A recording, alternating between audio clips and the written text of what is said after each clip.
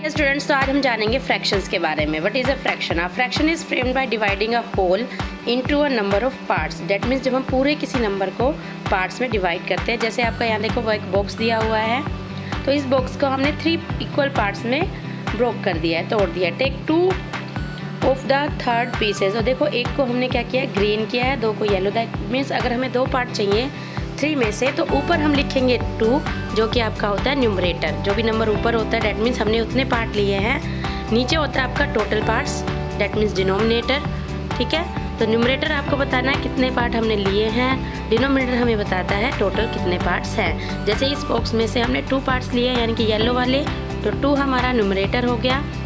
ठीक है, टोटल कितने पार्ट्स हैं 3, तो 3 हमारा डिनोमिनेटर हो गया। तो ध्यान रखना है, न्यूमरेटर हमेशा जो हम ऊपर लिखते हैं फ्रैक्शन में, और डिनोमिनेटर जो हम नीचे लिखते हैं। ठीक है, इसी तरह से हम जब फ्रैक्शन पढ़ते हैं तो सिंपली हम क्या करते हैं, हम कोई पार्ट शेड कर देते हैं। जैसे देखो यहाँ पे हमने सर्कल के टोटल 4 पार्ट किए हैं, कितने शेड है उसमें से 3, तो डेट मीन्स फ्रैक्शन हमारा क्या हो जाएगा 3/4 शेडेड पार्ट का। अगर मैं कहूँ अनशेडेड पार्ट का हमें फ्रैक्शन निकालना है, तो वो क्या होगा, क्योंकि हमारा 1 पार्ट है जो अनशेडेड है, शेडेड नहीं है, तो 1/4 हो जाएगा।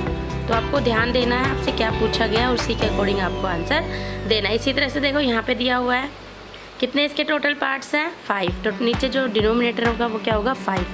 कितने शेडेड है 3, तो न्यूमरेटर क्या हो जाएगा 3, तो नंबर फ्रैक्शन हमारा क्या हो जाएगा 3/5। नाउ जैसे हमें यहाँ पे पूरा एक केक दिया हुआ है। A fraction is a number that represent a part of a whole. That means पूरा, होल मतलब पूरे का कितना पार्ट है वो हमें फ्रैक्शन बताता है।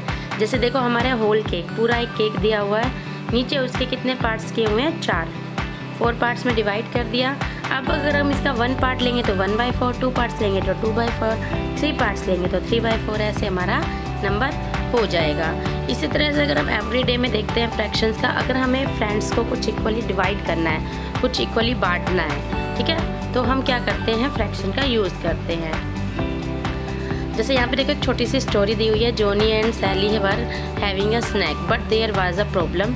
सैलीज मॉम ओनली हैड 1 कुकी लेफ्ट। एक ही कुकी है उनके पास। What can they do? अब सैली और जॉनी 2 हैं, तो वो क्या करेंगे, उस कुकी को डिवाइड कर लेंगे इक्वली, बराबर बराबर भागों में बांट लेंगे। तो यही हमारा क्या हो जाएगा फ्रैक्शन। इसी तरह से देखो अगर हमारे पास 2 कैंडीज़ हैं बट 3 चिल्ड्रन है, दैट मीन्स हमें 3 फ्रेंड्स में 2 कैंडी को डिवाइड करना है, तो हम किस तरह से कर सकते हैं। तो एक तो तरीका ये हो सकता है कि एक में से हाफ दोनों ले लेंगे, फिर सॉरी 3 फ्रेंड है तो एक में से 2 हाफ ले लिया, तीसरे से में भी हमने हाफ कर दिया, तो तीनों का हाफ हिस्सा मिल गया, और जो हमारा हाफ हिस्सा बच गया उसमें से 3 हिस्से और कर लिए, तो सबको इक्वली मिल जाएगा। या फिर बच्चे कैसे डिवाइड कर सकते हैं, एक में से 3 हिस्से कर लिए, तीनों को मिल गए, और बचे हुए में से भी 3 हिस्से कर लिए, फिर तीनों को मिल गए, तीनों के इक्वल हो जाएंगे। तो इस तरह से हम चीज़ों को डिवाइड करते हैं। क्वेश्चन को सोल्व करने के लिए अगर हम मेंटल स्ट्रेटजी देखें, तो 2 हमारे पास कैंडी है, उसको हमें 3 से डिवाइड करना है, 3 फ्रेंड्स में डिवाइड करना है, तो सिंपली हम 2 नंबर को 3 से डिवाइड कर देंगे।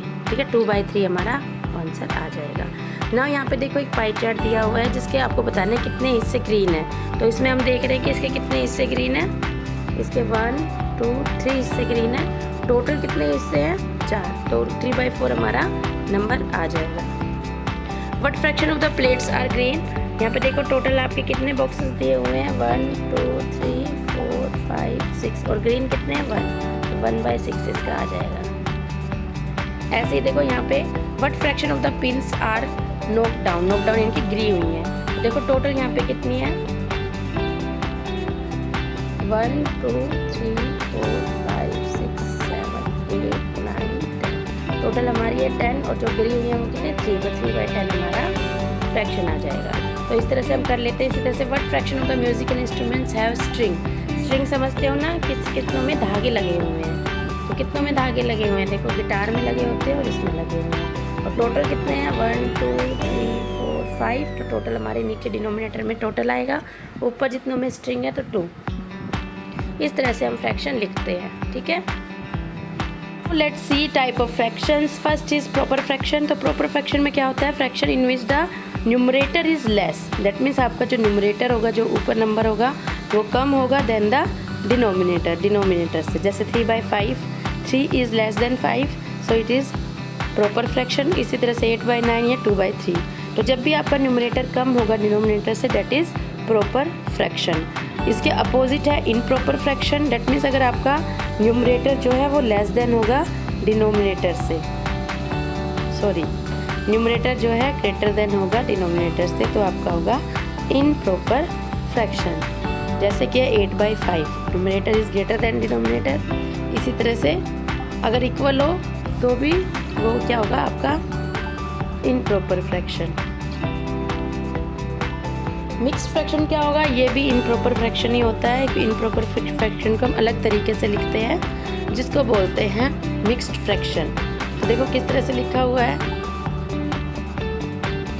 ठीक है। इसमें जो हमारा फ्रैक्शन वाला पार्ट है वो आपका प्रॉपर है, जैसे 2/3 और 1 हमने आगे लिख दिया। तो ये होता है आपका, इस तरह से जब हम लिखते हैं नंबर को तो हमारा ये हो जाता है मिक्स्ड फ्रैक्शन। और ये हम इनप्रॉपर फ्रैक्शन को ही लिखते हैं, जिसमें फ्रैक्शन वाला जो पार्ट है वो आपका प्रॉपर होता है, ठीक है। और हम मिक्स्ड फ्रैक्शन को किस तरह से चेंज कर सकते हैं वो भी हम बाद में सीखेंगे। नाउ अब आपका आता है equivalent fraction. Fraction at the same value, जो हमेशा सेम वैल्यू देते हैं। You can create an equivalent fraction by multiplying और dividing the numerator and denominator by the same number. आपको अगर इक्विवेलेंट फ्रैक्शन लिखने हैं तो आपको क्या करना पड़ेगा, न्यूमरेटर को डिनोमिनेटर को सेम नंबर से या तो मल्टीप्लाई करना पड़ेगा या डिवाइड करना पड़ेगा। जैसे आपका था 2/3, तो 2 को और 3 को हम दोनों को ही अगर 4 से मल्टीप्लाई कर दें तो आपका आ जाएगा 4/12।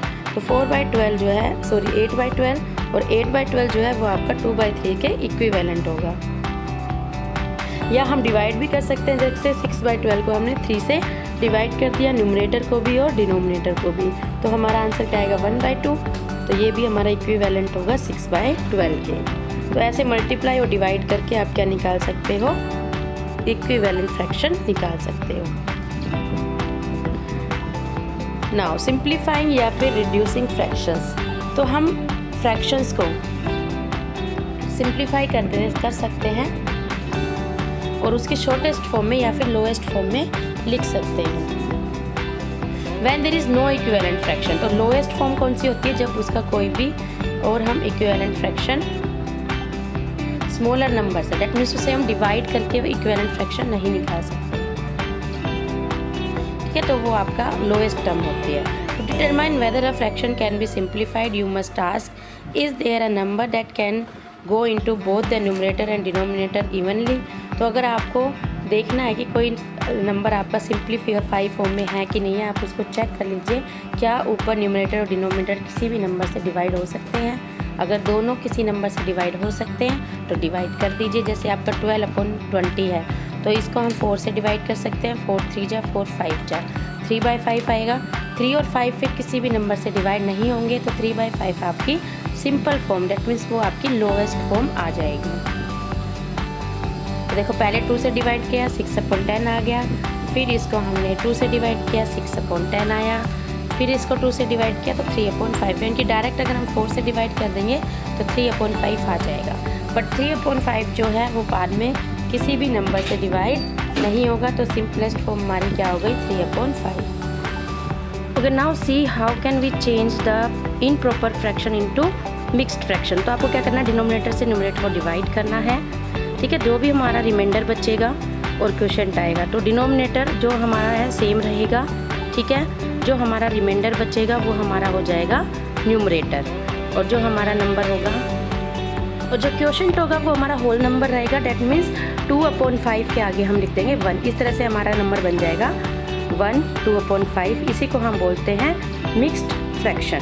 और इसको अगर हमें इनप्रॉपर वे में लिखना हो तो हम कैसे करेंगे, 5 को मल्टीप्लाई करेंगे 1 से और फिर इसमें हम 2 को ऐड कर देंगे, तो हमारा हो जाएगा 7/5। यानी कि ये हमारा इनप्रॉपर फ्रैक्शन में हम ऐसे लिख सकते हैं। इसी तरह से 11/4 है, तो डिवाइड करेंगे 4 से 11 को, 2 हमारा क्वोशिएंट आएगा, 3 रिमाइंडर बचेगा, तो रिमाइंडर जो है वो न्यूमरेटर हो जाएगा, डिनोमिनेटर सेम रहेगा, और जो हमारा क्वोशिएंट आएगा उसको हम होल नंबर की तरह आगे की तरफ लिख देंगे, तो आ गया 2/3/4। ये हमारा मिक्स्ड फ्रैक्शन आ गया। अब हम बात करते हैं यूनिट फ्रैक्शन की। What is unit fraction? तो यूनिट फ्रैक्शन क्या होता है, जब हमारा जो है न्यूमरेटर होता है 1, ठीक है। डिनोमिनेटर कुछ भी हो सकता है बट न्यूमरेटर आपका होना चाहिए 1, उसको हम बोलते हैं यूनिट फ्रैक्शन।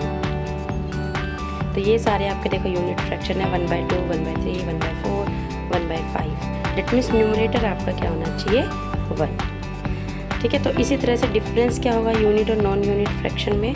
तो नॉन यूनिट फ्रैक्शन कौन से होंगे, जिसमें हमारा 1 के अलावा न्यूमरेटर कुछ भी हो सकता है। ठीक है, तो वो हमारा नॉन होगा। अब एक और लास्ट में हम कर लेते हैं like fraction and unlike fraction. तो लाइक फ्रैक्शन क्या होते हैं, जिनका डिनोमिनेटर सेम होता है, और अनलाइक जिनका डिनोमिनेटर डिफरेंट होता है। ठीक है, तो ये सारी टर्म्स आप याद रखना जितनी हमने वीडियो में की। इसके रिलेटेड वर्कशीट हम नेक्स्ट वीडियो में करेंगे। Good luck.